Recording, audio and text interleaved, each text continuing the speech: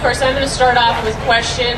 Certainly one of the pieces of low-hanging fruit here, obviously, is the climate change bill, and it did come out of the House, as Stephanie had mentioned. Over on the Senate side, John, you guys have had some hearings in the Senate Ag Committee. Secretary Vilsack came in, provided some cost estimates. I think there's a lot of skepticism about this bill being a net positive for agriculture. Can you address that, and do you think you'll get a climate change bill done here, or will we get anything passed? Well, I will work with every fiber of my being to defeat the bill that passed the House of Representatives.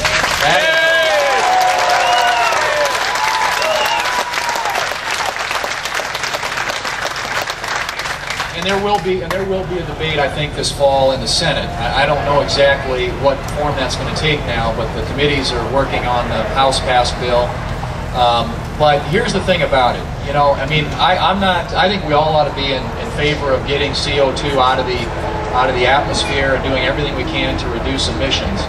But punishing American agriculture and punishing Midwestern states and transferring wealth from the Midwest to the East Coast, or the East Coast and the West Coast, is not the way to go about that. What we ought to be doing is providing incentives for clean, green, renewable forms of energy. We ought to be supporting nuclear. We ought to be supporting wind and solar and biofuels and all those things that can meet America's energy demands and reduce our dependence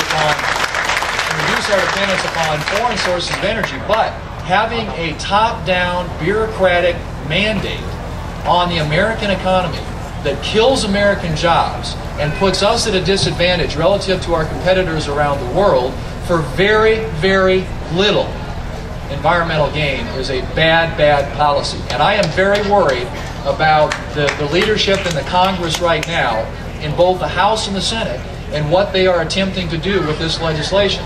Now, some would argue that if the Congress doesn't act, EPA will act anyway. That is a cop-out. We need to defeat both. All Congress has to do is pass legislation that exempts the whole issue of CO2 from being regulated under the Clean Air Act, and this issue is over.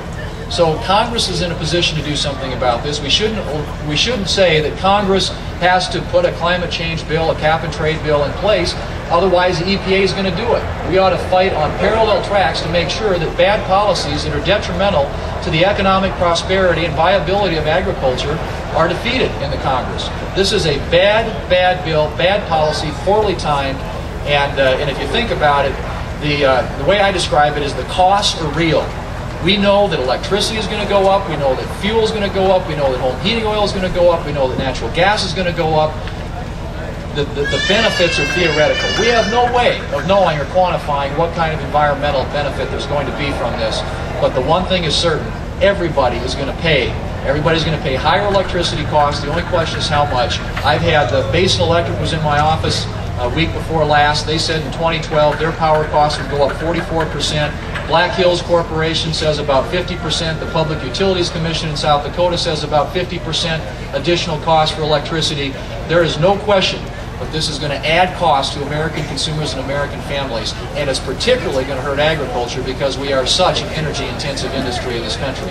So I hope that we can defeat it, and hopefully we will not engage in this type of a discussion that would put agriculture at a disadvantage and penalize people in the Midwest.